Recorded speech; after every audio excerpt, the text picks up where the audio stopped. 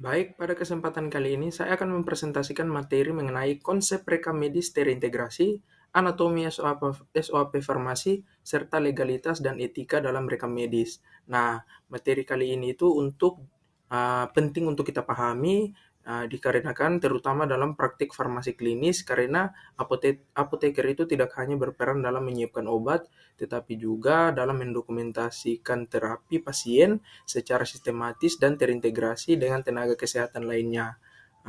Baik, untuk memulai pembahasan kita, kita akan terlebih dahulu memahami konsep rekam medis terintegrasi. Nah, di sini konsep rekam medis terintegrasi merupakan catatan perkembangan pasien terintegrasi (CPPT) adalah dokumentasi perkembangan kondisi pasien yang dicatat dalam rekam medis. CPPT sendiri bertujuan untuk meningkatkan komunikasi antar profesi kesehatan serta memastikan kesinambungan pelayanan pasien dalam praktik kefarmasian.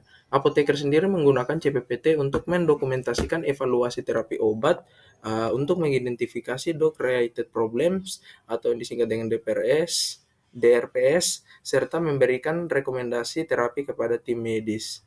Nah, untuk profil penulisan catatan perkembangan pasien terintegrasi CPPT, apoteker di inhalasi rawat inap, non beda di RSUP DR Muhammad Jamil Padang. Jadi dari hasil penelitian yang dilakukan, analisis kelengkapan penulisan catatan perkembangan pasien terintegrasi CPPT oleh apoteker pada pasien di IRNA non beda di RSUP DRM Jamil Padang terdapat 270 data CPPT apoteker, 74% yang ditulis dengan lengkap dari 367 CPPT apoteker yang dianalisis, dan 97 data CPPT apoteker, 26% yang ditulis tidak lengkap dari 367 CPPT apoteker yang dianalisis.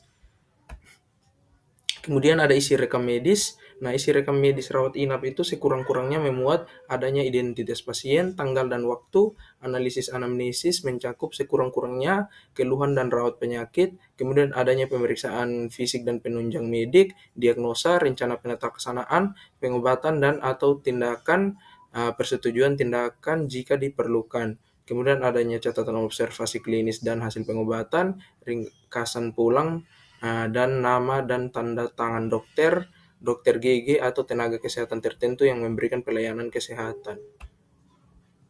Kemudian anatomi SOAP farmasi. Jadi metode SOAP sendiri itu merupakan format dokumentasi klinis yang digunakan dalam CPPT SOAP. Terdiri dari 4 komponen utama yaitu subjektif, objektif, assessment plan. Jadi format ini itu untuk membantu tenaga kesehatan mencatat kondisi pasien secara sistematis, logis, dan juga mudah dipahami oleh anggota tim kesehatan lainnya. Penggunaan SOAP sendiri juga memudahkan evaluasi terapi serta pengambilan keputusan klinis yang cepat.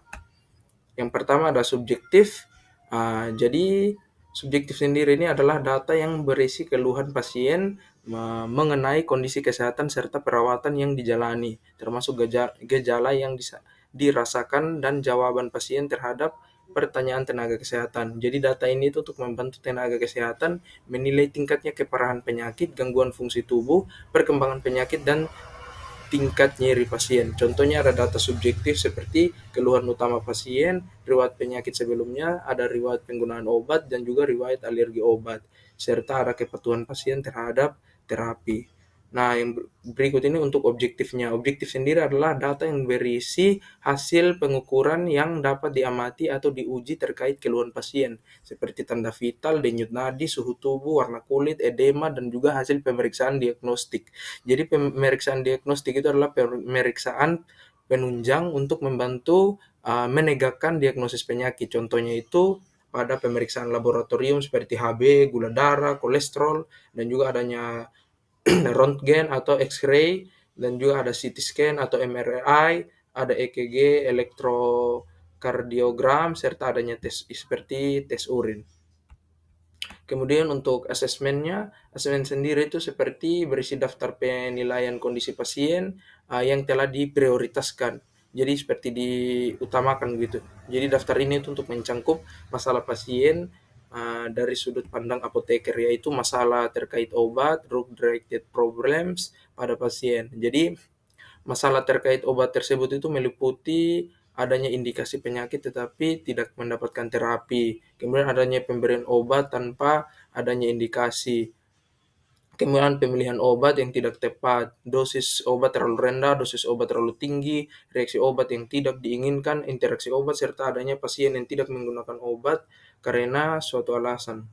Kemudian untuk plan-nya itu berisi rencana tindakan untuk memperbaiki atau menyelesaikan masalah yang akan diidentifikasi pada tahap asesmen. Jadi rencana ini tuh dapat mencangkup pemeriksaan diagnostik, tambahan perubahan farmakoterapi, rekomendasi perubahan gaya hidup, adanya standar perawatan, instruksi khusus, rujukan monitoring, serta waktu tindak lanjut. Jadi rencana tersebut itu didasarkan pada Advice-Based Medicine atau EBM dan menjadi dasar dalam perencanaan serta pelaksanaan perawatan pasien.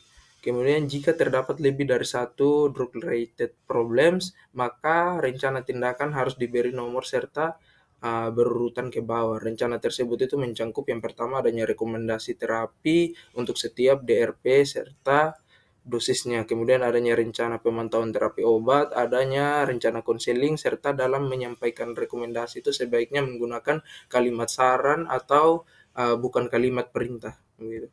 Kemudian yang berikut untuk legalitas dan etikanya. Jadi ini legalitas dan etikanya itu yang pertama hanya tenaga kesehatan yang memiliki akses yang boleh menulis atau mengisi rekam medis ini.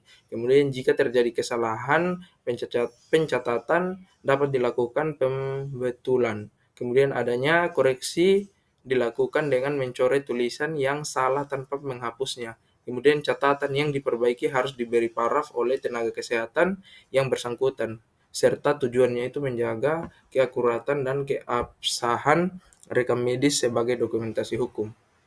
Kemudian ini referensi yang saya gunakan pada materi saya. Terima kasih.